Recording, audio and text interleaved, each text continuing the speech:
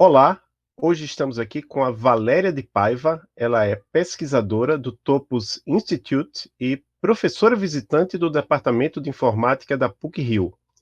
Quem vai entrevistá-la comigo é a professora Maria Cláudia Emer, co-host do Emílias Podcast e coordenadora do projeto Emílias Armação em Bits. Tudo bem, Maria Cláudia? Tudo bem, Adolfo? Seja bem-vinda ao Emílias Podcast, Valéria. Tudo bem? Tudo bom, muito bom estar aqui com vocês, Adolfo e Maria Cláudia, legal. Legal. Então eu vou começar com a primeira pergunta, é que um aspecto interessante da sua trajetória é que ao longo da sua carreira você atuou na academia, né? Você foi professora, pesquisadora em universidade, né? Você tem doutorado, daqui a pouco a gente vai perguntar um pouco mais sobre a sua formação, mas também na indústria, né? Em empresas. E você vê alguma diferença em como a mulher é recebida nesses espaços, academia, indústria? Eu não vejo muita diferença não, Adolfo. Eu acho que, na verdade, a gente é meio, como se diz em inglês, short-changed. A gente tem uma vida difícil nos dois lugares. O tipo de dificuldades são um pouco diferentes, né? Eu acho assim que na academia as pessoas não são, não podem falar que as pessoas são menos boas porque são mulheres, mas continuam pensando. Enquanto que na indústria as pessoas podem falar mais do que acharem que querem falar, porque, afinal, não tem um verniz civilizatório, às vezes. Mas, assim, como você sabe, para mim é uma coisa muito importante essa história de tentar fazer com que as pessoas percebam as dificuldades que as mulheres têm para ter uma carreira de verdade. Isso, as dificuldades às vezes aparecem nas menores coisas, não são assim, não são coisas gigantescas como eram para os nossos avós e para as nossas mães. Não é aquela história de dizer que a Emineza não podia assistir aula, nem nada disso. É claro que atualmente todo mundo pode assistir aula, não sei o quê, mas é aquela coisa dos pequenos cortes, aquela coisa de todo dia tem algum problema, alguma coisa que a pessoa não lida com você da maneira como lidaria com um homem, aquele pequeno problema, não sei se vocês viram recentemente no Twitter, aquela história das as cientistas mais importantes num projeto, os companheiros dela, homens, têm doutor fulaninho de escândalo, doutor não sei das quantas, enquanto que as cientistas maiores do projeto ganham só as mulheres. Então, ninguém fica sabendo quem elas são, essas coisas. Então, para mim, essas coisas são muito importantes, então, e é por isso que eu estou muito contente com vocês terem me convidado para esse podcast. Muito obrigada, gente. Valeu. É verdade, né? Nesses detalhes que a gente acaba percebendo as diferenças de tratamento entre homens e mulheres. E algumas vezes tem pessoas que não percebem, né? Até mesmo os homens, quando eles têm uma atitude de preconceito, né? Ou que separa mulheres de homens, é tão assim cultural ou talvez inconsciente que eles não percebem, que se você perguntar, vai dizer, não, eu não faço esse tipo de coisa, né? Mas aí passa mais um pouquinho, você percebe, olha a sua atitude agora, né? É isso que você está fazendo, justamente o que você achava que não fazia, né? Mas a gente tem outra pergunta, você faz parte de várias iniciativas que estão relacionadas ao aumento da participação de mulheres em lógica, né? E qual é a sua motivação para isso? Bom, é exatamente essa que você estava falando, Maria Cláudia, que as pessoas não percebem muitas vezes o quanto de preconceito elas têm, quão preconceituosas elas são em relação ao gênero. Eu organizo muitas workshops, muitas conferências, muitas dessas coisas.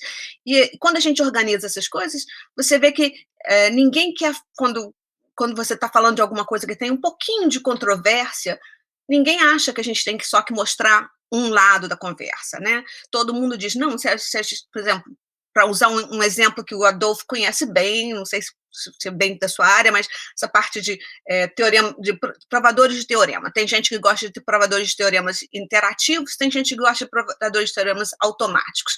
Cada um deles tem os pontos positivos e os pontos negativos.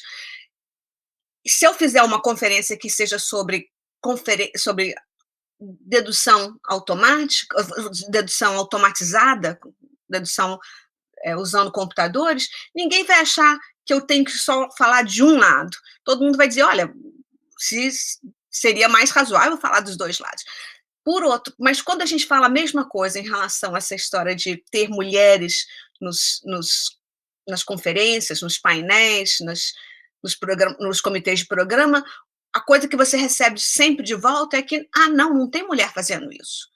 Não tem, eu não conheço ninguém que faça isso. Então, a gente tem que brigar muito para essa coisa, para as pessoas perceberem esses preconceitos implícitos, essas situações onde elas acham que estão sendo super razoáveis e não estão.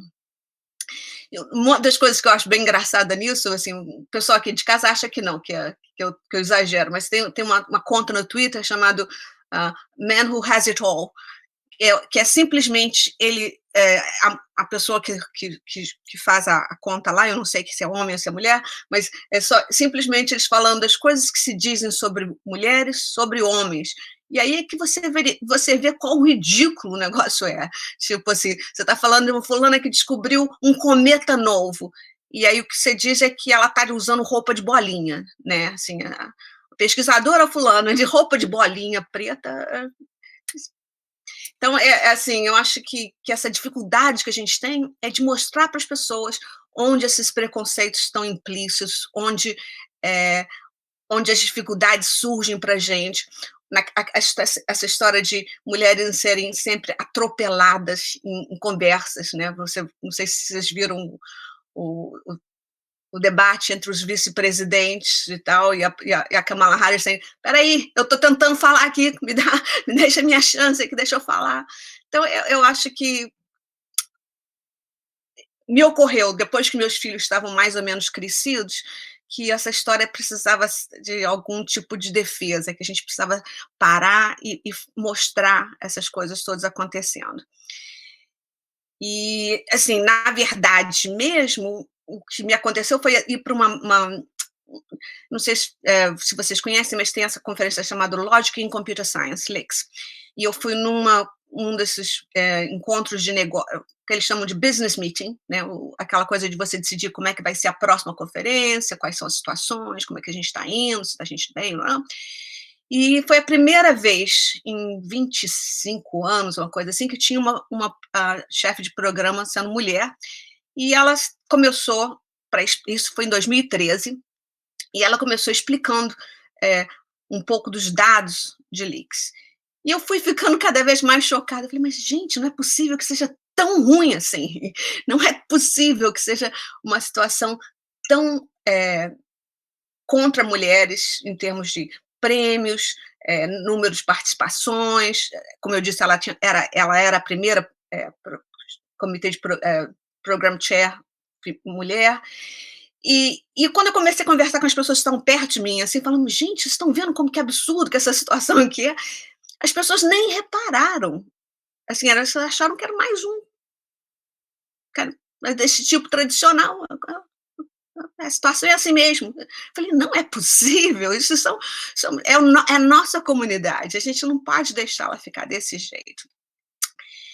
Aí, em 2016, quando estava celebrando eu já, acho que os 30 anos de Leaks, o Prakash Paganadhan, que era então o presidente do SIGLOG, virou para mim e falou, a gente estava almoçando, e ele falou, a gente vai fazer alguma coisa assim rápida sobre a história do Leaks. Você quer falar alguma coisa? Eu falei, olha, Prakash... não, foi o Nat Shankar, que era o presidente do comitê de programa, o chair do comitê de programa. Eu falei, olha, eu quero falar sim, mas você não vai gostar do que eu vou falar. Pode ser? Aí ele falou, claro, manda ver, Valéria. Aí eu fiz uma palestra com 6 slides, rapidinho, assim, eu fiz entre o almoço e as 2h30, que era a hora que ele queria que eu falasse. Então não teve tempo de fazer nada muito organizado, nem muito bonito, não.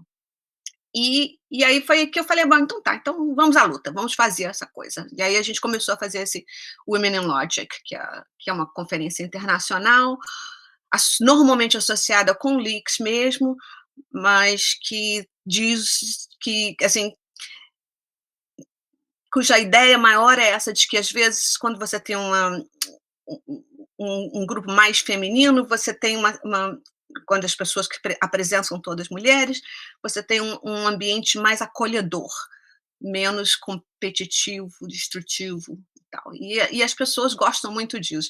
Eu, pessoalmente, sou muito de briga mesmo, então eu não preciso muito desse estilo, mas eu acho assim que eu fui convencida pelas minhas amigas que isso era uma coisa super importante para muitas delas. E depois da primeira workshop, assim, muitas alunas vieram me dizer que tinha sido uma coisa muito importante para elas. Então, por isso que tem todas essas iniciativas. Tem o Women in Logic, tem o blog, tem agora as lógicas brasileiras, tem as contas de Twitter das lógicas brasileiras e da Women in Logic, tem a conta de Slack da gente também, tem o grupo, que tem, tipo, 550 pessoas atualmente, que é mais ou menos o mesmo tamanho da lista de lógica, Adolfo. Quer dizer, não é todo mundo que participa, não é todo mundo que é entusiasmado, mas é interessante. Eu acho interessante também que vocês, na lógica, né, falando das mulheres da lógica, fizeram isso já há algum tempo, né? Quando foi esse evento do Leaks? Foi em 2015? Não? Esse negócio do Leaks foi em 2016, que foi minha Uhum. primeira palestra sobre isso. O primeiro workshop Women in Logic foi em 2017, um ano depois. Foi num lugar super chique, foi na Islândia, em Reykjavik. Aí depois, no ano seguinte, foi em Oxford, no ano seguinte foi em Vancouver, e esse ano, por causa da pandemia, era para ser em Paris, estava todo mundo tudo entusiasmado com a ideia de ir para Paris, mas foi tudo virtual, né, gravado. E é isso também, se vocês quiserem me perguntar sobre isso, eu quero falar sobre isso, porque a gente teve uma situação super engraçada com isso, né? A nossa coisa virtual estava indo super bem, todo mundo animado. Assim, para mim eram 2:30 da manhã, quando eu estava fazendo o chair do encontro lá, que em Paris era num horário razoável, 2 da tarde, sei lá, não lembro direito, mas a gente pode verificar. E a Alexandra Silva, que é uma pessoa muito boa, muito competente, com capacidade de falar super ótima, estava falando sobre o trabalho dela em concorrência e autômata e essas coisas. E aí, quando ela acabou de fazer a palestra mais técnica dela, ela falou, bom, e agora eu queria falar um pouquinho sobre o porquê que a gente acha que é importante ter o Women in Logic, qual é a minha perspectiva no Women in Logic. E quando ela começou a falar sobre isso, a divulgação que estava acontecendo no YouTube foi cortada. E a gente ficou assim meio, o quê? Como eu estava sendo... esse ano não sou mais organizadora, 2020 já não fui mais organizadora maior do Women in Logic, eu sempre achei que a gente tinha que passar a bola, então a bola foi passada para um pessoal mais novo, mas eu estava no telefone verificando o que estava acontecendo, porque eu era, no caso, Program Chair do Linearity, uma workshop diferente. Aí os caras que estavam lidando com o IT lá em Paris, me mandaram mensagens urgentes, começou a pipocar aqui o negócio, dizendo, Valéria, o que está acontecendo? O que aconteceu no Women in Logic? Teve problema de Zoom bombing, teve problema de alguma coisa assim, dessas que a gente... Mas não teve nada, era simplesmente que alguém, por algum motivo, disse pro YouTube que isso feria as normas de conduta a palestra da Alexandra falando sobre por que a gente tem que fazer o Women in Logic, ferir as normas de conduta. E o Google tem essa coisa de que eles tiram as coisas do ar imediatamente e depois, para colocar de volta, você precisa eles tiram automaticamente, mas voltam quando algum humano verifica o que está acontecendo. Então, voltou no dia seguinte, mas a workshop era só um dia, não deu muito certo, não teve, foi meio complicado. Que chato isso é bem chato. Então, passando agora para um outro tema, que a gente viu lá que no seu LinkedIn, você até comentou que você é pesquisadora no Topos Institute, e no seu LinkedIn você escreveu que você é brainstormer, né, no Topos Institute. O que é o Topos Institute e qual é o seu papel lá? Muito boa pergunta, Adolfo, mas eu acho que, na verdade, essa eu não posso responder direito. A gente, como eu já expliquei em alguns outros lugares, aqui tem essa coisa de startups que estão no modo stealth, quer dizer, que a gente ainda está andando debaixo do radar. Então, é o que a gente tem. A gente tem uma companhia que eu não posso falar muito sobre, entendeu? E já estava começando a falar uma coisa que eu acho que eu não posso falar nem isso, assim. Então, mas já tem um endereço formal em Berkeley, já tem um escritório lá, mas a gente ainda não lançou oficialmente, então eu preciso ficar quietinha. Desculpa. Não, tudo bem. Não, que eu só ia dizer que tem um site, né, que quem quiser mais tem algumas informações lá. As informações que podem ser publicadas estão lá no site, a gente vai deixar na descrição. E sobre ser brainstormer, como que é? Que nós ficamos, sabe, as meninas do Emílias também ficaram bem curiosas com a sua atividade, porque daí disseram, olha, deve ser muito legal essa atividade. Não, a ideia de brainstorm é bem boa mesmo, porque as pessoas que fazem parte do Topos Institute são também parte desse movimento chamado ACT, ou Applied Category Theory. E a teoria da gente aí, acho que essa eu posso falar um pouquinho, porque afinal já tem 3 anos de escolas e de conferências e tal, é de que a gente tem que aplicar teoria de categorias a problemas do mundo de verdade, né? Não só, assim, é muito fácil aplicar teoria de categorias a problemas de matemática, mas a gente quer aplicá-las ao mundo real.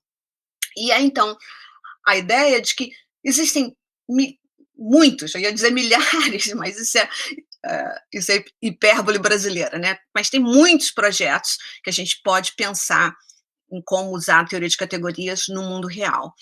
E aí a dificuldade é você escolher quais são os que são mais produtivos imediatamente, né?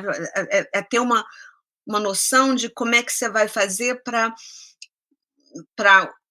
usar o que eles chamam aqui de low hanging fruit, as coisas que estão mais fáceis, que são mais acessíveis, para então criar uma certa escadinha de fazer as coisas ficarem cada vez de uns projetos suportarem os outros, para a gente chegar num lugar onde a gente realmente está usando todas as nossas ferramentas para essa ideia de melhorar o mundo usando os instrumentos matemáticos da gente. Então, essa parte de decidir que projeto que vai aonde é que precisa de muito brainstorming, aí eu resolvi usar esse termo, assim, mas não é assim, não é muito estabelecido, não, se usa meio iniciante ainda, mas vamos fazer, bota lá no seu também, brainstorma nas Emílias. Não, nós achamos bem legal, né?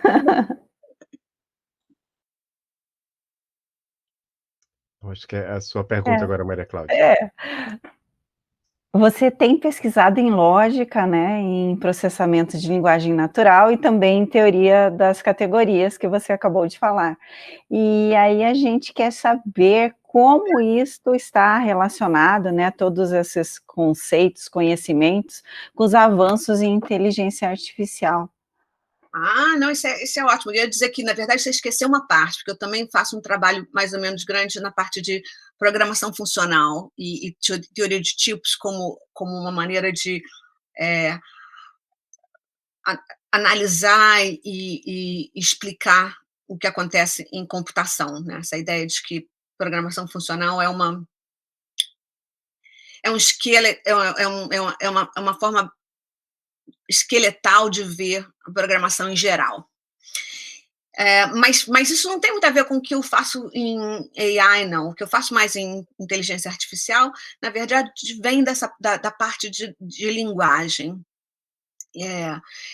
Então, eu acho assim se é para falar sobre essas coisas, eu acho divertidíssimo, mas eu acho assim que uma das coisas que me incomoda um pouco é que as pessoas que fazem lógica muitas vezes não pensam muito sobre as aplicações de lógica a entendimento de linguagem natural. As pessoas que fazem lógica muitas vezes se desesperam, elas olham assim, não, isso é muito ambíguo, eu não posso lidar com isso, aí preferem sair fora. Isso não é bom. A gente precisa realmente ajudar os computadores a entenderem linguagem natural. Então, o que eu faço nessa área mais de linguagem natural não é tanto a parte mais de vetores, de coisas mais recentes, de machine learning, que eu também faço um pouquinho, já tenho uns 3 ou 4 ou 5 papers nisso, mas é mais essa história de que eu acho, a minha tese principal, na verdade, é que quando a gente pensa em entender linguagem natural, a gente precisa tanto de lógica quanto de machine learning. A gente precisa de aprendizado de máquina, porque muitas das coisas que a gente quer entender não são lógicas o suficiente. Mas quando chega na altura de pensar de verdade, de raciocinar sobre as coisas que você já conseguiu extrair, você realmente precisa da sua lógica, né? Então, eu sempre dou esse exemplo que me incomoda muito, se alguém disser que as bombas em Benghazi mataram 2 pessoas, é totalmente diferente de as bombas em Benghazi não mataram ninguém. Isso é uma coisa que é logicamente contraditória, se uma pessoa está falando uma coisa e a outra pessoa está falando a outra coisa, a gente não consegue conciliar. Enquanto que se uma pessoa falar, mataram muita gente, ou mataram pouca gente, a gente sabe que isso é uma questão simplesmente de o que é muito, o que é pouco para outra pessoa. E isso vai muito nessa, assim, uma área que eu não trabalhei ainda, mas pretendo trabalhar, que é essa história de fake news e essas coisas, porque eu acho que os computadores precisam saber fazer essa diferença entre coisas que são contraditórias e coisas que são meramente semelhantes ou que são consistentes, que podem acontecer ao mesmo tempo, ou que podem ser diferentes perspectivas de pessoas diferentes sobre o mesmo incidente, ou sobre a mesma ação, ou o mesmo evento, essa é a palavra que eu estava procurando. Então, a minha contribuição na área de inteligência artificial vai tanto pelo lado de fazer essa parte de extração de conhecimento, quanto pela parte de tentar organizar conhecimento. Então, na área de organizar conhecimento, eu quero fazer, estou bastante envolvida há muito tempo com vários tipos de knowledge graph, como se chamam, né, os grafos de conhecimento, mas eu ainda quero fazer muita coisa nesse sentido, porque uma das coisas que eu acho que é bem importante é que a gente não tem no Brasil nenhum grafo de conhecimento sobre a cultura brasileira. E assim, eu pessoalmente sou responsável com o Alexandre Radmacher e vários outros amigos, vários colaboradores, por fazer um WordNet, uma rede de palavras em português, mas a gente tende a usar o inglês como springboard, como alavanca, sabe? Para não começar do zero, começar de um lugar maior, a gente tende a usar o inglês. Mas a gente sempre sabe que depois que fizer a tradução e tal, precisa, na verdade, adaptar e crescer na direção das nossas coisas. Então, isso é uma coisa que eu já estou fazendo desde 2010 e que eu insisto em falar muito, que é aí que a minha inteligência artificial é importante. Não só no WordNet, como que eu estou falando, a gente está fazendo, mas todas as outras coisas que tenham a ver com fazer português ser levado mais a sério como uma língua, porque afinal ou a quinta ou a sexta língua mais falada do mundo, e a gente não pode, então, ficar na base de simplesmente importar os conhecimentos e não fazer os nossos próprios grafos, os nossos próprios recursos léxicos, os nossos próprios tesauros e dicionários online que todo mundo possa usar, sabe? A gente tem que ter todas essas coisas que o pessoal de língua inglesa tem, a gente precisa tê-las todas para a gente também, porque elas não são supérfluas, elas são necessárias para a gente poder viver numa sociedade digital brasileira do século XXI. A gente precisa ter esses recursos e a gente precisa saber usá-los. Muito bom. E você também eu já percebi em você que você tem um interesse também na questão do ensino da lógica, né? Sim. E contextualizando tudo que você falou, também o fato de que você agora é uma professora visitante lá na PUC-Rio, como é que você imagina o ensino da lógica no futuro? Essa aí é difícil, Adolfo, essa aí é difícil.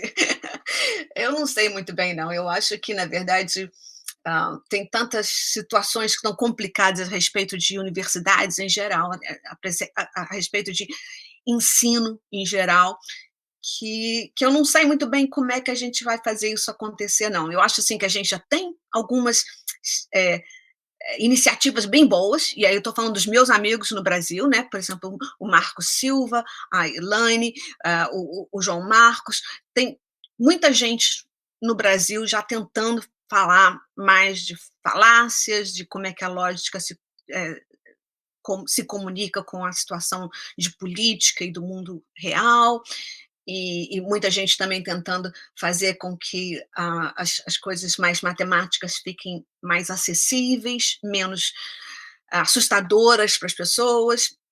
Eu acho que todas essas diferentes iniciativas são importantes e a gente precisa delas todas e de mais algumas, sabe? Porque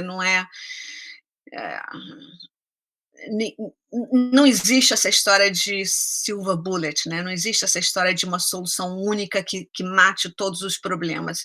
A gente precisa trabalhar em todos esses problemas separadamente.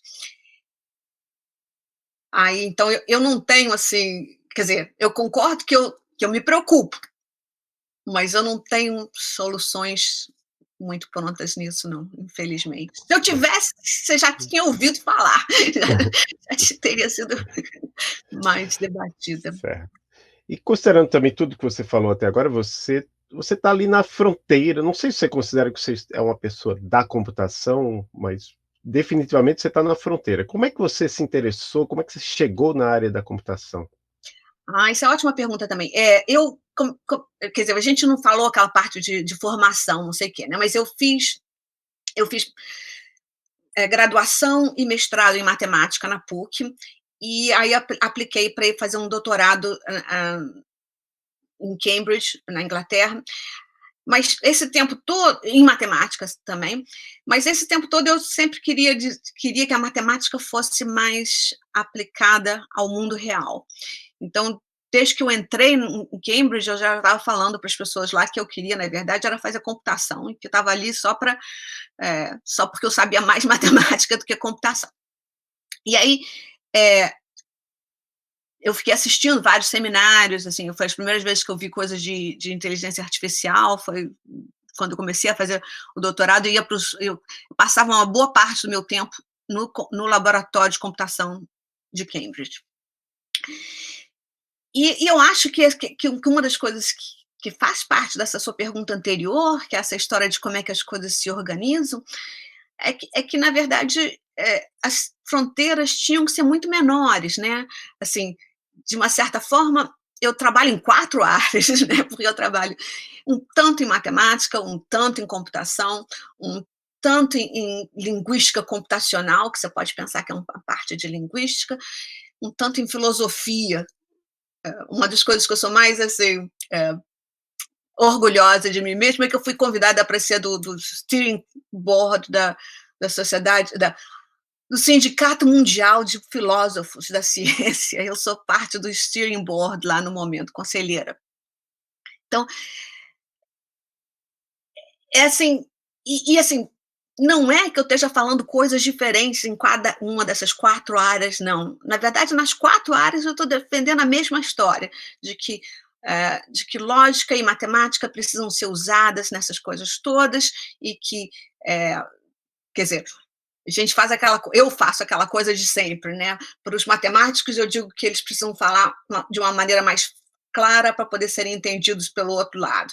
Para as pessoas de computação, eu digo que eles precisam ser mais, pensar mais no futuro e pensar mais na teoria do que eles estão fazendo, em vez de simplesmente hackear a 3x4.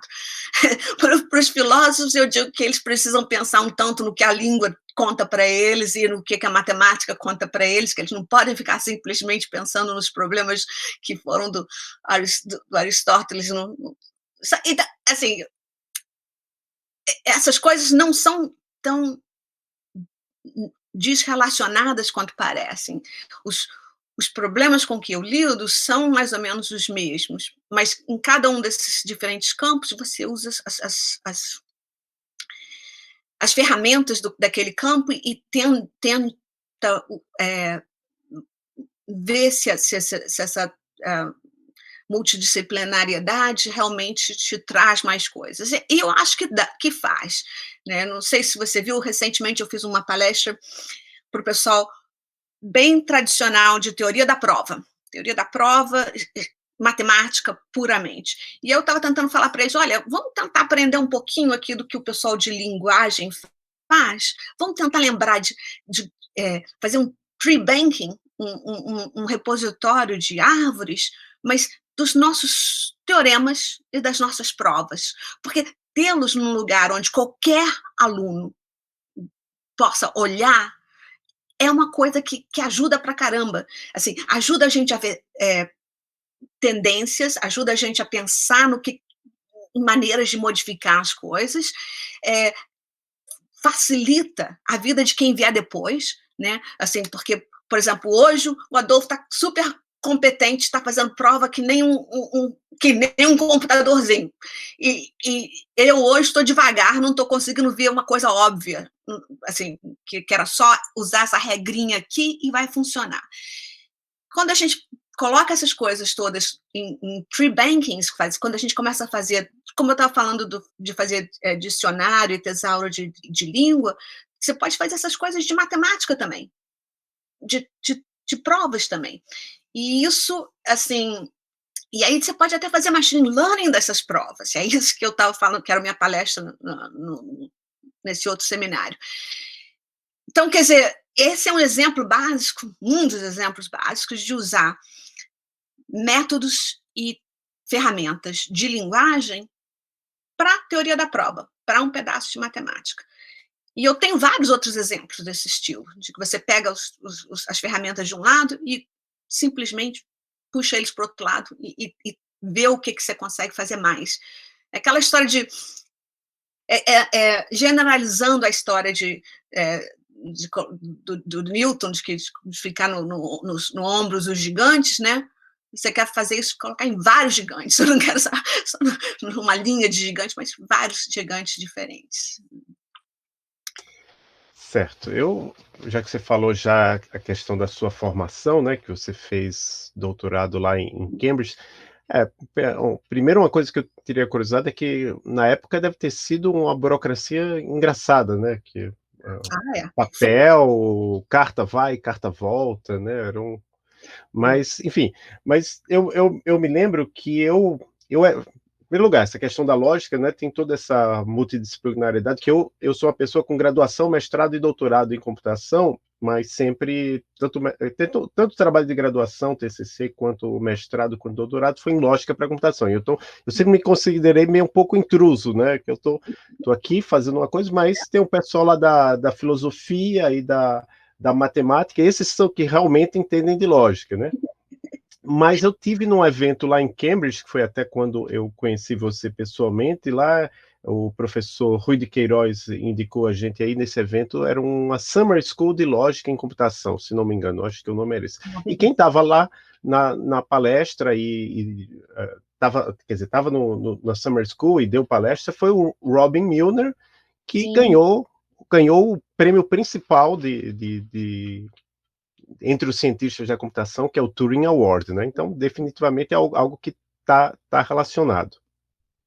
Então, você lembra dessa Summer School? Você deve ter participado de vários eventos, que você estava lá no centro mesmo, lá em Cambridge, né? Eu participei de vários eventos, fiz várias palestras, que até hoje ainda estou tentando escrever algumas delas. Mas, e eu lembro também de uma festa lá na casa do Robin Milner, no jardim dele, depois da coisa. Não, eu acho assim que você não tem nada de intruso. Eu acho que a lógica é de nós todos, né? Assim, os filósofos têm um certo claim, têm um certo razão para achar que é deles, os matemáticos têm certa razão para achar que é deles, as pessoas da computação têm mais razão do que ninguém para achar que é deles. Então, acho assim que não tem nada de intruso. E eu acho também que, por outro lado, assim, se isso é muito multidisciplinar e faz com que o nosso campo seja tão divertido, por outro lado, dificulta a nossa vida um tanto, né? Porque não é nada tão esperto para se dizer, mas o fato é que toda vez que tem duas áreas falando sobre a mesma coisa, você tem sempre essa situação de que uma pessoa vai falar o que ela acha que é importante, a outra vai olhar e falar, mas isso é óbvio. O outro vai fazer exatamente o contrário, né? Vai dizer, não, mas então eu vou falar o que eu acho que é legal do que você está fazendo, é isso. E a pessoa fala, mas isso é óbvio para mim. Então tem sempre essa dificuldade em coisas multidisciplinares, de que as duas pessoas têm que, de uma certa forma, ir para o mínimo, para o denominador comum, e, por outro lado, que quando você consegue fazer a informação realmente passar para os dois lados, aí você consegue chegar numa coisa melhor do que as duas semifacetas. Mas, então, quer dizer, para gente que faz lógica, e isso é um problema que eu tenho muito com lógica, com as pessoas, as mulheres na lógica, né? Porque tem que aceitar, assim, né? Que tem que aceitar. A gente quer aceitar as pessoas em várias coisas diferentes, mas os critérios são bem diferentes, né? As pessoas vão, assim,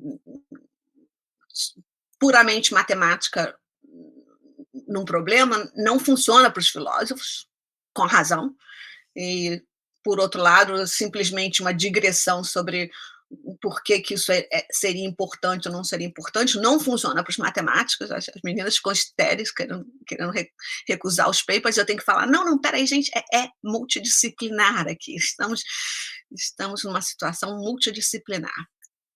Então, eu acho que tem um lado bom e um lado ruim dessa multidisciplinaridade da gente, mas, por outro lado, eu acho que é uma coisa que vai acontecer mais e mais, né? Assim, o pessoal que faz biologia e bioinformática, eu tenho certeza que eles têm o mesmo problema. O cara da biologia diz, mas isso aqui é o que é o importante, e o cara da bioinformática diz, não, mas isso é óbvio, eu não quero nem saber. E vice-versa, né? E assim, para coisas tipo cognição e tal, precisa dessas áreas todas, né? Precisa de todos os pedacinhos que a gente não entende direito. Para economia, para lidar com mudança do clima, que é uma coisa que a gente sabe que é o nosso problema maior, quer dizer, a gente às vezes fica achando que é o Trump, mas não, ou o Bolsonaro, mas não é, tem um problema do clima que as pessoas precisam realmente se dar conta de que não tem planeta B, não tem outro planeta, nem mesmo para os trilhardários multimilionários do mundo. Não dá para ir nem para Marte, nem para lugar nenhum. Então, precisa tomar conta da casa da gente. Tem que limpar, tem que parar de consumir, tem que dar comida para as pessoas. Essas coisas todas. Então, daí uma outra questão que a gente faz, né, para as mulheres que vêm aqui conversar com a gente, é a respeito do inglês e da matemática. O quanto você acha que eles são essenciais, para quem quer seguir carreira na computação, e também falando de lógica, né, acho que é importante você dizer para a gente.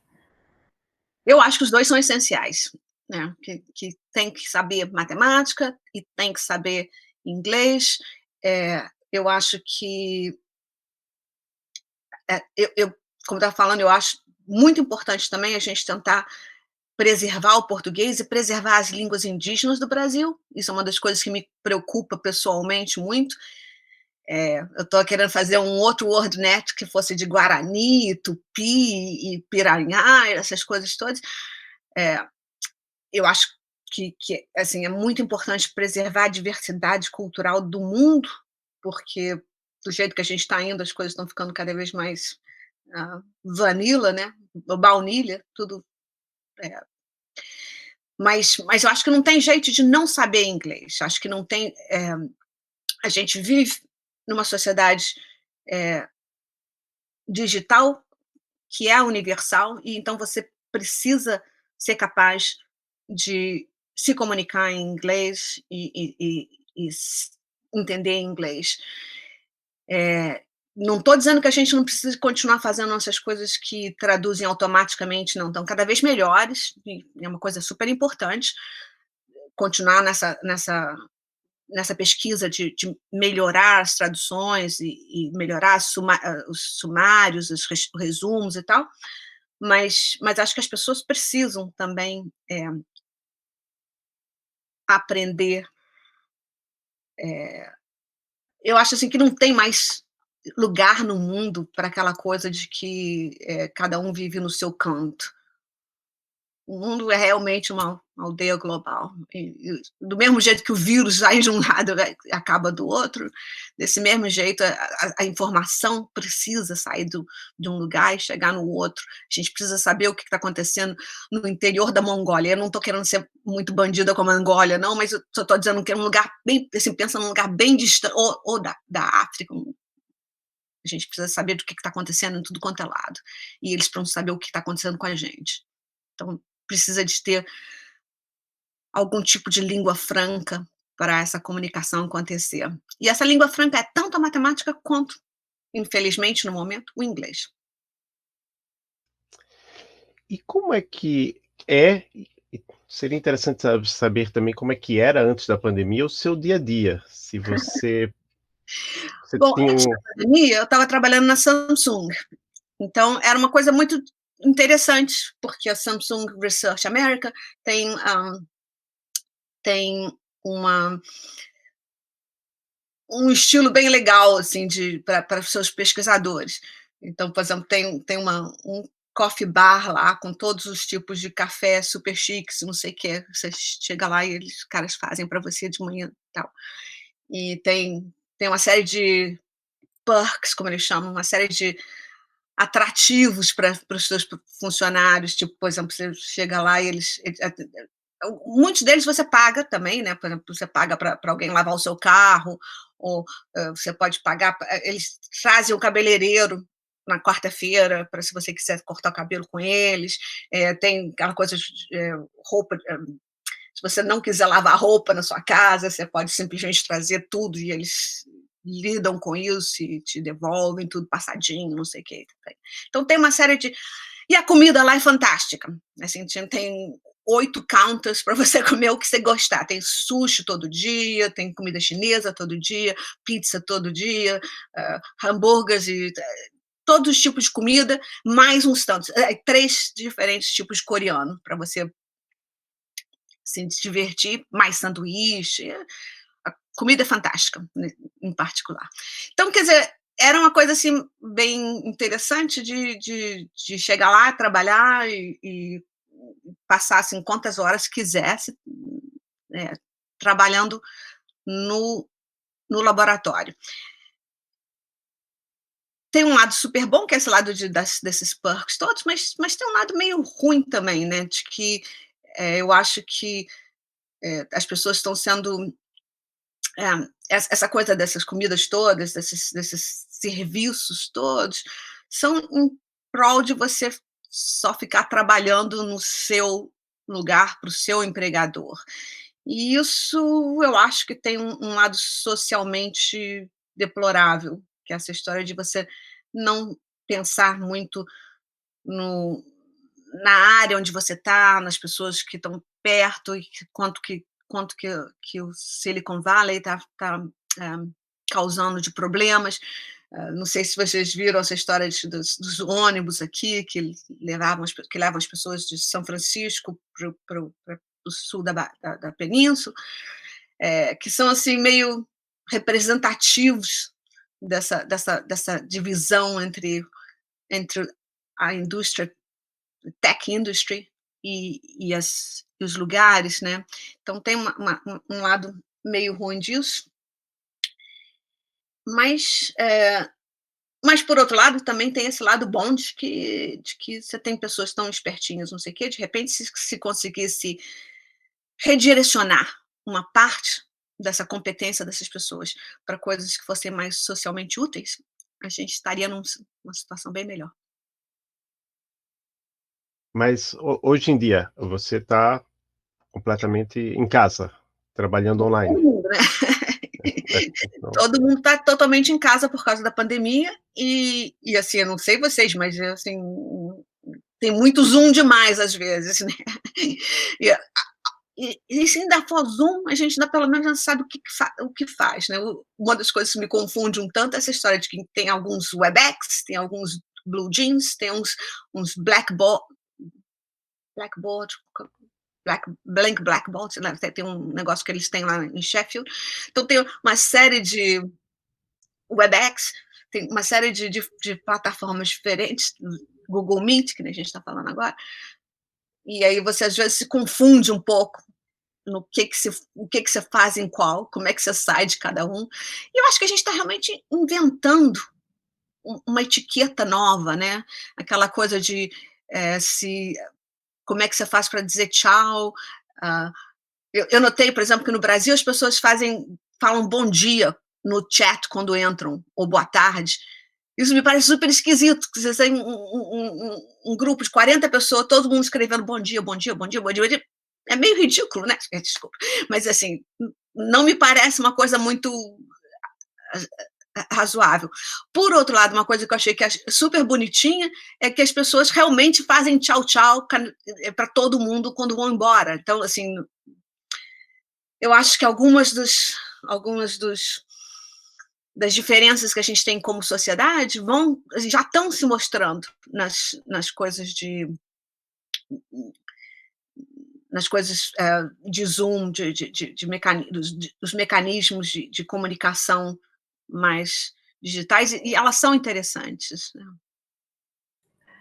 Já que você falou disso, né, de que no chat a gente coloca bom dia aqui, como que é aí, então? Como são as reuniões?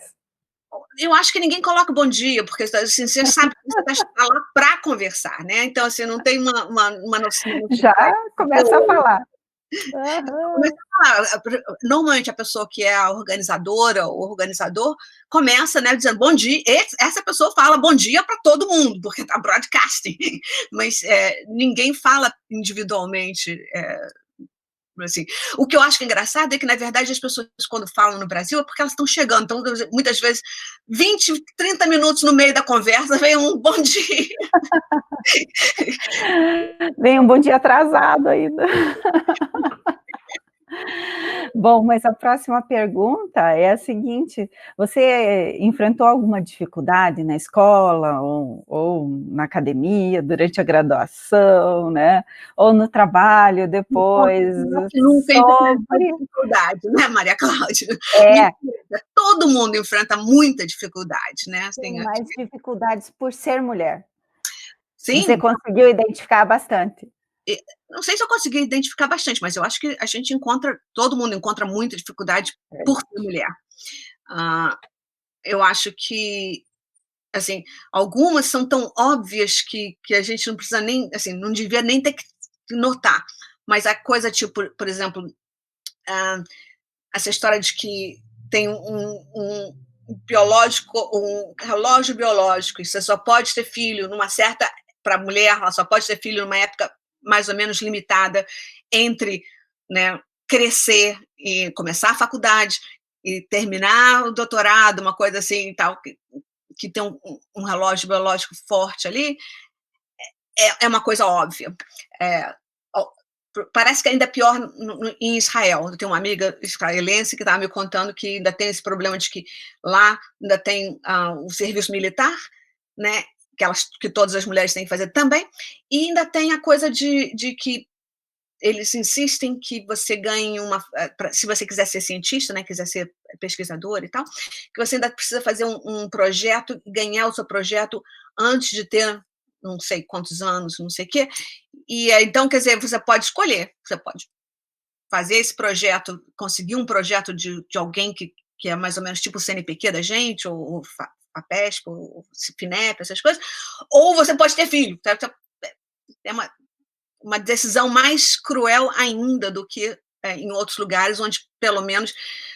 porque lá tem uma data, parece que tem uma data fixa, a gente tem que verificar, eu não quero falar coisa besteira, não quero falar besteira, mas assim, parece que tem uma coisa bem limitada, dizendo que a idade maior para ganhar esse projeto é com, sei lá, 28 anos, uma coisa assim, sei lá, que anos. Então, essas coisas são óbvias, deviam ser óbvias para todo mundo, mas não são, né? Então, assim, em alguns lugares a gente consegue, em alguns lugares você consegue parar uma bolsa. Por exemplo, se você tem um postdoc, você pode falar, não, agora estou grávida, eu vou parar o meu postdoc daqui para lá, e o tempo deve ser recalculado e tal. E isso é importante, bem necessário, mas cada uma dessas coisas, como sempre, não resolvem o problema, você precisa de fazer todas elas, né? E eu acho assim que uma das coisas maiores é essa história de lidar com criança, tem que ser uma coisa da sociedade e das partners e das parcerias, né? Assim, mulher não tem filho só ela. Mulher normalmente tem filho com alguém, e as duas pessoas precisam, podem ser duas mulheres, dois homens, ou não é nem só mulher, homem também tem dois filhos, dois homens que têm um filho também, os dois têm que fazer parte da coisa, não tem essa situação de passar toda a responsabilidade para uma pessoa. Porque a sociedade precisa das pessoas, das crianças, do replacement de gente, né? Então, não é para ser individual. E eu acho assim, que essas coisas que são mais ou menos óbvias demoram muito para entrar na cabeça das pessoas, e quando entram, muitas vezes entram erradas, né? Você encontra as pessoas falando coisas do tipo, não, mas agora é muito bom ser mulher, porque tem sempre a possibilidade de você entrar mais fácil, porque tem a cota para mulher, ou você tem uma chance de parar o relógio para o seu postdoc, e a gente, então, tem essa coisa bem grande de ter que brigar contra isso também. E é impressionante a situação do preconceito nas coisas menores.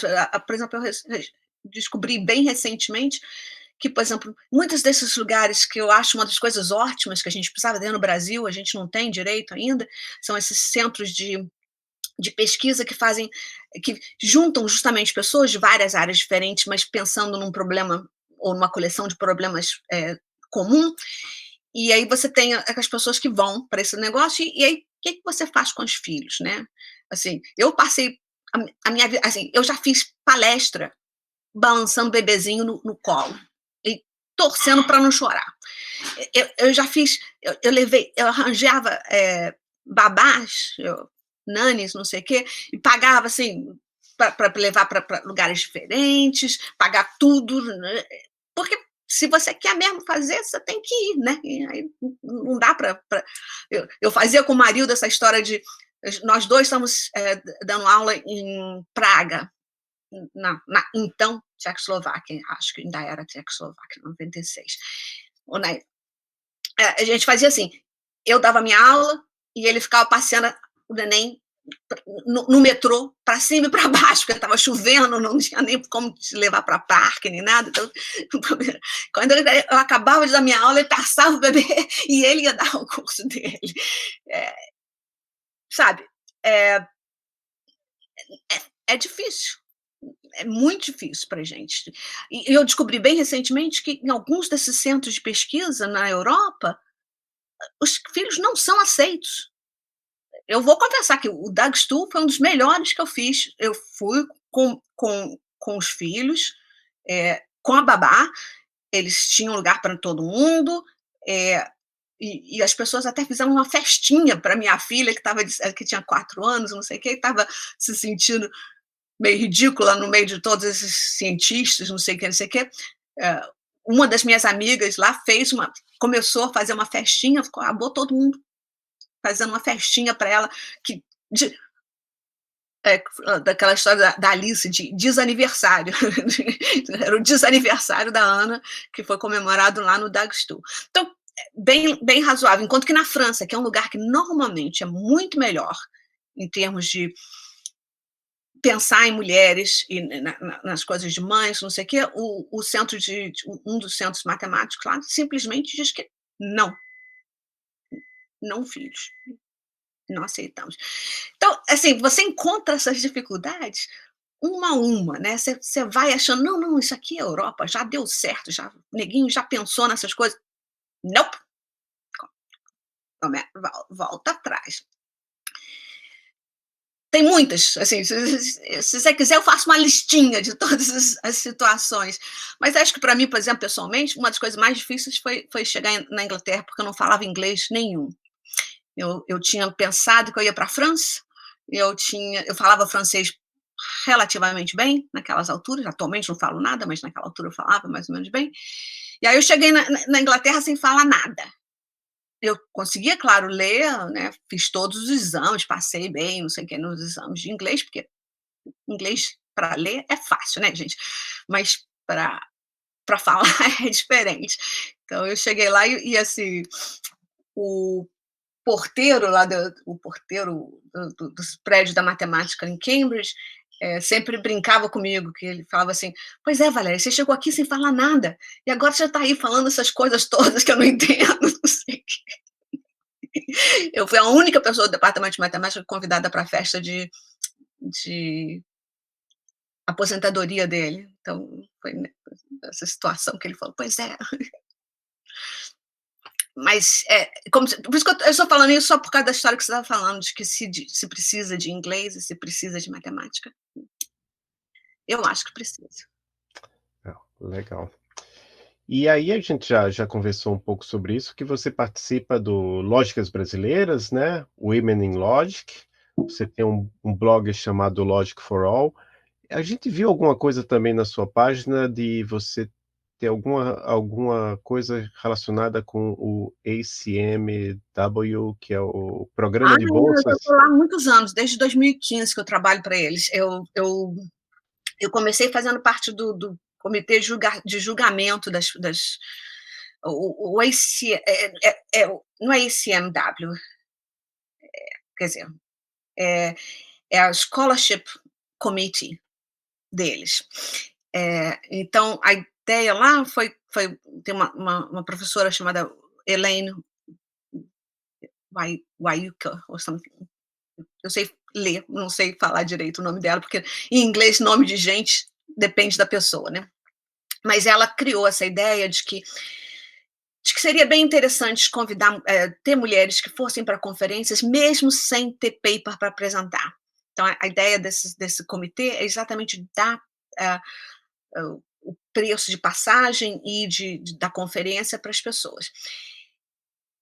E é claro que a gente tem um dinheiro muito pequeno, e aí ela conseguiu que primeiro Microsoft e Oracle, atualmente a Google e Oracle, que tem um budget para isso.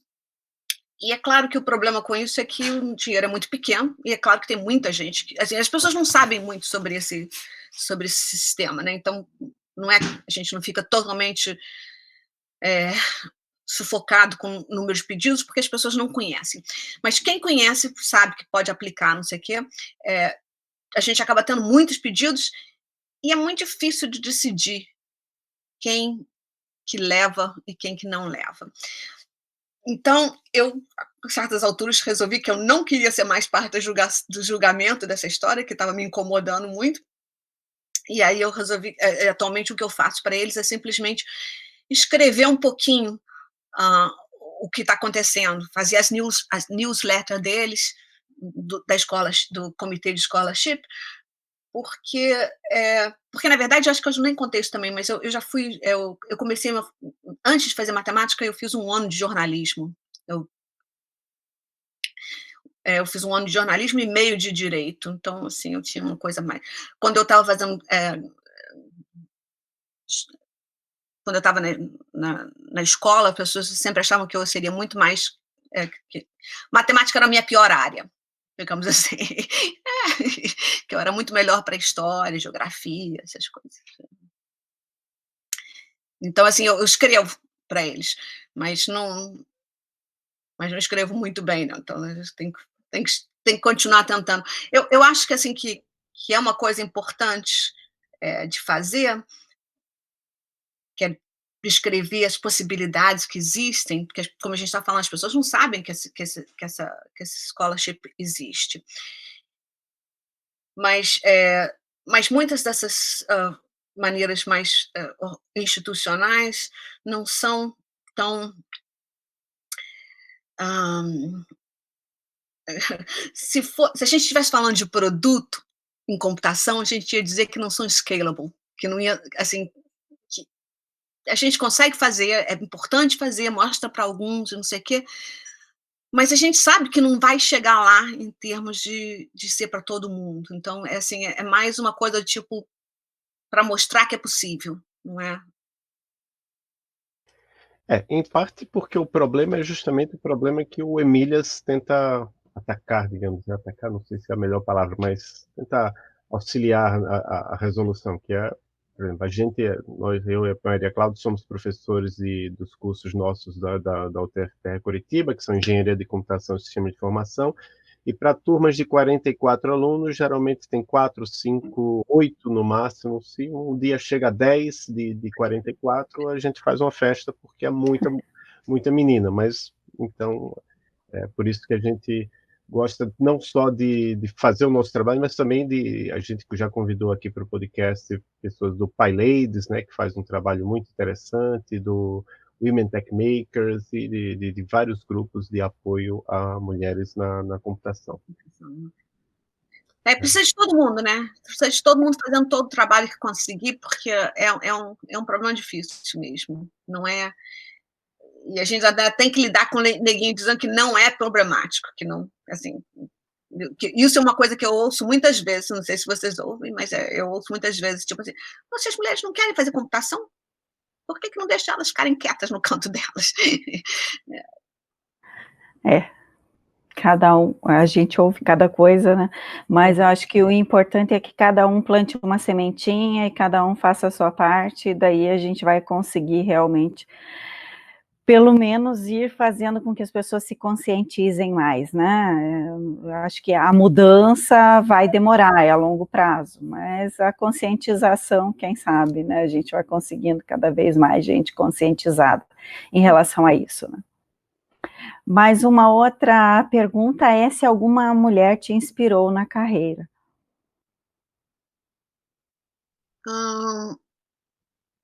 Eu acho assim que quando eu estava fazendo minha graduação em matemática, eu não achava, assim, eu tinha várias professoras mulheres.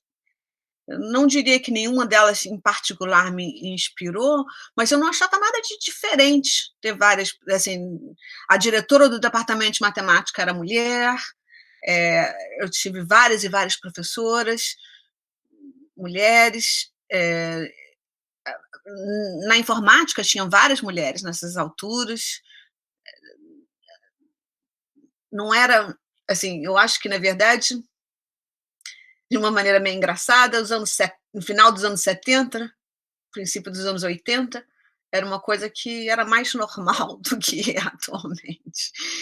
É, então eu acho que, na verdade, para mim, essa história de 2016 e 2013 foi uma conscientização de que eu tinha pensado que era só uma questão de, que o tempo ia passar e as coisas iam melhorar, e em vez de o tempo passar e as coisas melhorarem, as coisas pioraram, e pioraram consideravelmente em termos de números. Então, foi uma das razões pelas quais eu resolvi que era importante fazer alguma coisa, é porque, a gente, assim, muita gente que nem eu pensou que ia melhorar naturalmente, né, que era uma questão simplesmente das pessoas verem outras pessoas fazerem as coisas e tal, e que tudo ia dar certo. Não deu. Precisa ser batalhado.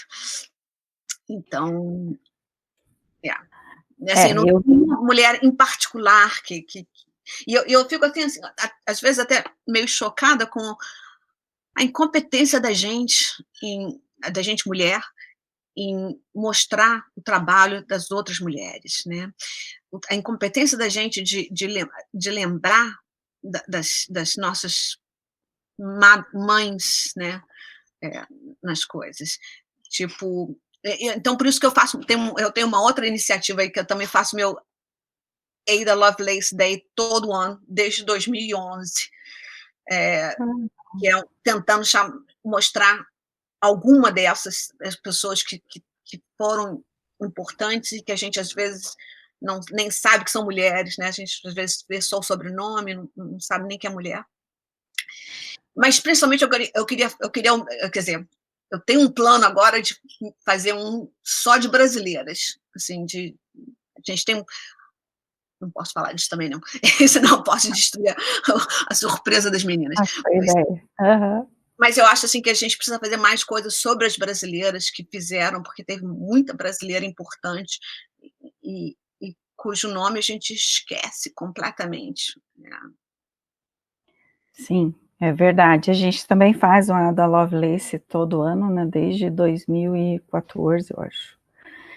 E gostei de saber que você também faz. Olha, vamos, quem sabe, nos reunir no próximo evento, né, no Vamos fazer próximo ano para fazer. vamos, pelo menos falar uma da outra, né, Isso, não, eu faço desde 2011, se você olhar no meu, se você for no meu blog, Logic for All, e pedir Ada Lovelace, você vai ver todas anteriormente. E assim, legal, tem que divulgar mesmo no Emília também. tem uma professora, hã, tem tem várias coisas que eu acho, assim, interessantes, porque eu tentei por uns tempos fazer, tipos diferentes de situações. Então, mais matemática, mais computação.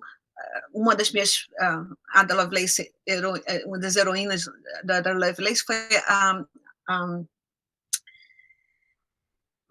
ah, gente, Ca hã, Karen Spark Jones, que na verdade foi a pessoa que inventou essa ideia de TF-IDF, a base dessa área toda de, extração de conhecimento, extração de e e as pessoas muitas vezes nunca ouviram falar nela. Ela faz foi uma das primeiras lá.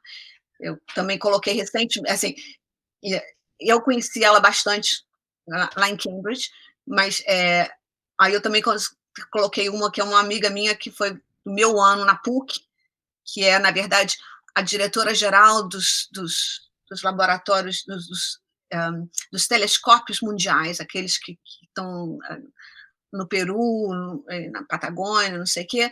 Ela é professora e diretora do departamento de cosmologia da Universidade de Chicago, e a gente fez graduação na PUC juntas e tal. E assim, tem muita mulher fazendo muita coisa, mas mulher não é muito boa de botar a boca no trombone e dizer quão boas elas são, né? Então, assim, a gente tem que falar umas das outras, tem que lembrar, olha, fulaninha ali fez aquilo, fez aquilo, fez aquilo. É, então, eu assim, eu acho que você tem toda razão, a gente precisa fazer uma das coisas que eu estava pensando também é que, em vez de fazer um Ada Lovelace uma mulher por ano, que é o que eu tenho feito, a gente talvez precisasse aumentar os números, né? sei lá, fazer uma por mês, ou uma coisa assim, sei lá. Mas isso é uma coisa que eu acho que vocês estão fazendo muito bem, que eu não sou muito competente, essa coisa de fazer dos podcasts o tempo todo. Essa permanência custa muito, né? Gasta muito esforço. Isso a gente precisa de amigos para fazer porque é difícil. Parabéns. Não. É verdade, mas o que você falou também é verdade, né? A gente não se mostra tanto, não tem um bom marketing, né? É diferente do que acontece com os homens, né? É aquilo que dizem. Não são todos que são bons nesse marketing, não, mas assim, em geral. Não são todos, mas em geral, né? É aquilo que dizem também sobre, vai fazer está se preparando para uma entrevista de emprego, né?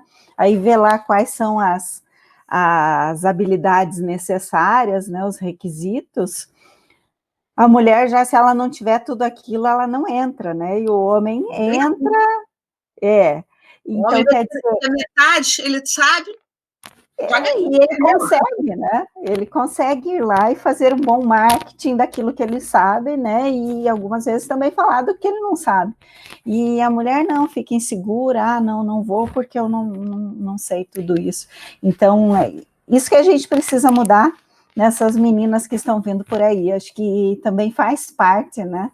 Da ideia do Emília, justamente mostrar isso, né, que você pode, né, mesmo que você não saiba tudo, porque ninguém sabe tudo, na verdade, né? É um jogo de aconchambramento, né, eu sei isso, você quer aquilo, a gente chega lá, eu mostro mais um pouquinho do que eu posso fazer extra, que você não tinha pensado, vice-versa. Então, não, tem toda a razão, né? É uma das coisas que é bem importante, isso que vocês estão fazendo, que é muito bom, de lembrar as pessoas de que é assim que funciona, né? Que não e as parcerias são importantes. Né?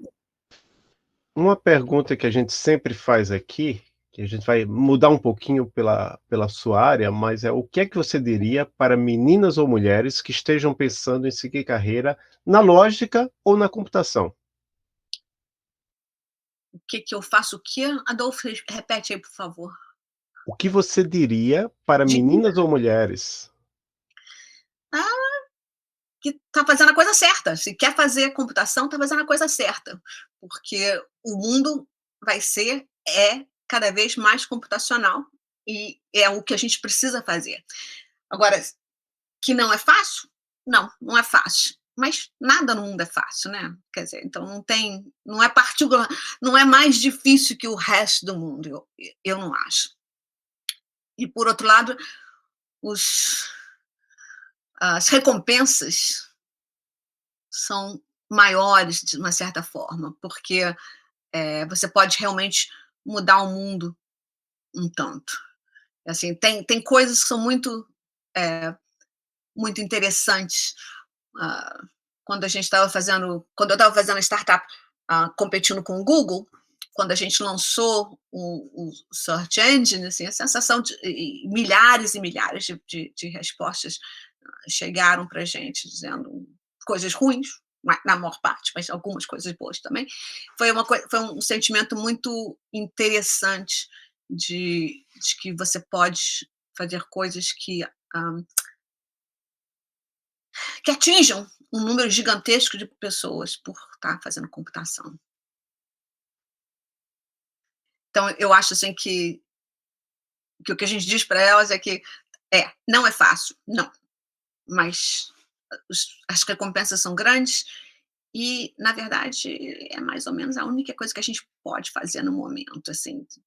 Quer dizer, tem outras coisas que a gente pode fazer, mas todas elas vão passar um pouco por coisas que têm a ver com computação, né? Todos os outros campos estão se tornando mais computacionais. Design, mesmo as pessoas que querem fazer moda, é computacional não, atualmente. Então,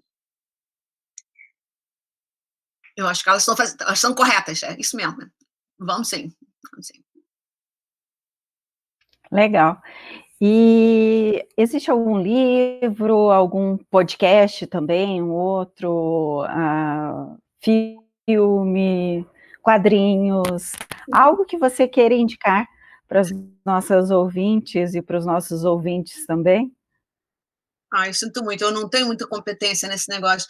O meu filho, por exemplo, é uma pessoa que adora podcast, está sempre passando uns tantos que ele acha importante para mim, mas eu não funciona super bem para mim a ideia de ouvir coisas assim. Eu acho que Não, mas o que eu diria é que talvez se a pessoa seguir você no Twitter, vai ter uma série de indicações de textos, leituras, sites, né? tem razão. Assim, eu falo muitas coisas no Twitter e eu acho que tem muita gente interessante no Twitter, tem muito a parte mais de matemática do Twitter e de computação do Twitter, de de programação funcional também funciona. Ah, eu acho que, assim, que as coisas estão mudando muito e que a gente tem que mudar com elas, e eu ainda não cheguei lá. Mas, por exemplo, qualquer um desses dias eu vou fazer no TikTok. Tá? Um desses dias vocês vão me ver no Twitch ou no TikTok fazendo coisas, porque eu acho que temos que ir na direção de onde as coisas estão indo, né?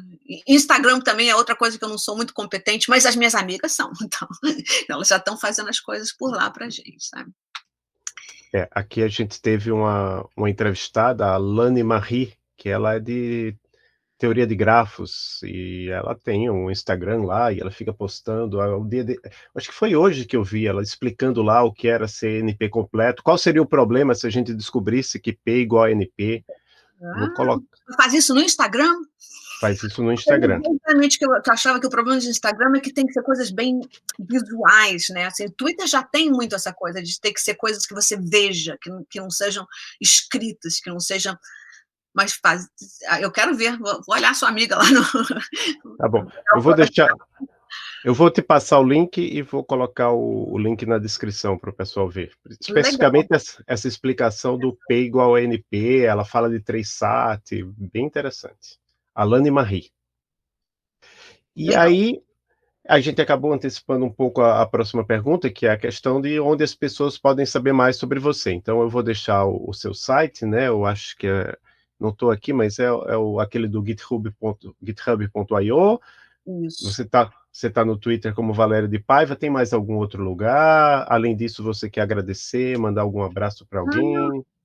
Eu acho que, quer dizer, tem mais outros lugares, né, mas são mais acadêmicos mesmo, né? Tipo, Orcid, essas coisas assim, não vale muito a pena. Ah, eu acho que. Bom, acho que é importante você botar lá o, o site, o site do Women in Logic, o site do Mulheres Lógicas Brasileiras, desculpe, que foi a tradução que a gente fez, que fica mais razoável, que a gente acha que é um trocadilho lindinho, né? Porque lógica, o assunto lógica é feminino, então, lógicas brasileiras. O que mais? Eu acho assim, que eu estou bem animada com o grupo que a gente tem no Brasil, que está cada vez mais fazendo coisas, né? A gente acha que, quer dizer, acho que vai dar tudo certo para a gente ter os encontros brasileiros de lógica vão ter mais workshops parecidas com as nossas, o pessoal prometeu, então isso está. É claro que a pandemia causou problemas, então está tudo meio paradinho no momento, né? Mas temos promessas de que as coisas vão melhorar lá.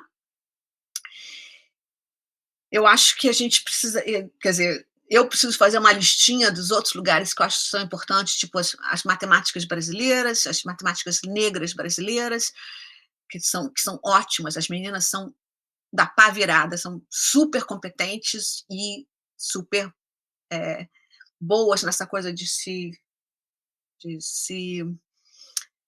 organizarem e fazerem coisas interessantes de defesa delas e nossa. Mas eu acho que, quer dizer, acho que os obrigados são os de sempre, né? São as minhas companheiras de crime, a Elaine Pimental, que vocês conversaram, mas devem conversar daqui a algum tempo, porque ela também anda nesse mesmo lugar de coisas que são um tanto matemáticas, um tanto computacionais, um tanto filosóficas. Ela é mais filósofa de nós três, mas a parte importante de trabalho dela no Teorema das Quatro Cores liga as três coisas, né? O pessoal todo que fez o movimento no IMPA no ano passado, foi em 2019? Foi. 2018 teve o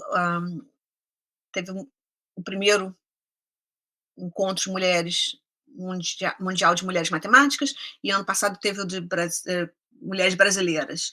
Então tem um pessoal bastante interessado e interessante lá também. Não, eu acho que é isso. Assim, muito obrigada a vocês por fazerem essa coisa, e vamos tentar botar as nossas listas juntas, né? Porque tem outras pessoas que eu conheço assim, um pouquinho, que fizeram coisas, que estão fazendo coisas. A gente precisa simplesmente juntar esforços para ver se a gente consegue, cada um, melhorar os outros. Lá na computação, né, na Sociedade Brasileira de Computação, existe um projeto guarda-chuva, digamos assim, que é o Meninas Digitais. Aí lá você vai na página do Meninas Digitais, Não você vê tudo. conheço. As pessoas de lá, você conhece as pessoas de lá? Assim, as pessoas que estão levando o projeto à frente lá, eu não Sim, conheço. Seria sim, legal. até a gente vai ter um workshop agora, durante o Congresso da Sociedade Brasileira de Computação, só sobre mulheres na tecnologia. Então, tem essa interação. E eu sei também que o CNPq fez uma chamada há um tempo atrás, e tem vários projetos também de inclusão de mulheres em O do diferentes áreas. CNPq eu conheço, assim, tem alguns bem antigos, né, assim, tipo, de pioneiras na ciência. Esse eu acho, assim, bem legal, mas mesmo esse também é esquisito, porque um livro dos Pioneiras da Ciência apareceu, mas tiveram 8 edições do Pioneiras da Ciência e só um virou livro que está aparecendo, que está na rede, né? Então, assim, é isso que me dá um certo nervoso, que a gente vê as pessoas fazendo uma coisa super legal, e depois desaparece, porque, como é outra coisa que eu sempre falo, que projetos são fáceis de começar, porque a gente fica todo mundo com gás, é difícil de manter, não, é difícil de pedir mais suporte para, e quase impossíveis de manter, né? Assim, você não quer, porque você não ganha nada por manter uma coisa boa no ar. Então, os incentivos, né, estão meio esquisitos. A gente precisa fazer isso virar um incentivo melhor para manter essas coisas boas no ar, né? Assim, mas, assim, fingers crossed para o Emílias e para essa aí que você acabou de falar, Adolfo, que eu não conheço, que eu preciso conhecer também. Né? Ali. Muito bom. Muito bom, né? Muito obrigado. A gente vai estar se despedindo agora. Eu passo a palavra à professora Maria Cláudia para finalizar o episódio. Nós agradecemos, Valéria, que você aceitou o nosso convite, né? Foi muito bom conversar com você. Acho que você traz muito conhecimento também do mundo para a gente, né? E para as meninas que vão ouvir, e também rapazes. Então, acho que é bem importante que a gente faça esse tipo de interação. E, como você disse, vamos trocar figurinhas na época do Ada Lovelace Day, vamos fazer a divulgação também aqui no Emílias, do que você faz, né? E talvez algum dia ter alguma participação sua em algum dos nossos eventos, com uma palestra, super interessante. Porque a gente sempre faz o Dia Internacional da Mulher, né? Que algumas vezes é um dia, algumas vezes dura uma semana, e a gente também faz o Ada Lovelace Day, que também pode ser um dia ou durar uma semana com algumas atividades para as meninas. Então, acho que é interessante, sabe, que a gente traga pessoas que estejam aí na computação e em outras áreas também, que tragam outros olhares, né, e mostrem justamente isso, que a computação está, né, como você disse, permeando, né, todas as áreas. Então, quer dizer, a gente não tem como fugir disso que existe hoje, né, e cada vez mais. Muito obrigada. Eu que agradeço, gente. Muito obrigada por me convidarem, muito obrigada pela conversa ótima, super divertida. Vamos que vamos, né? Vamos levando isso à frente, vamos trocar as figurinhas, vamos fazer coisas. Valeu. Valeu. Tchau, tchau. Tchau.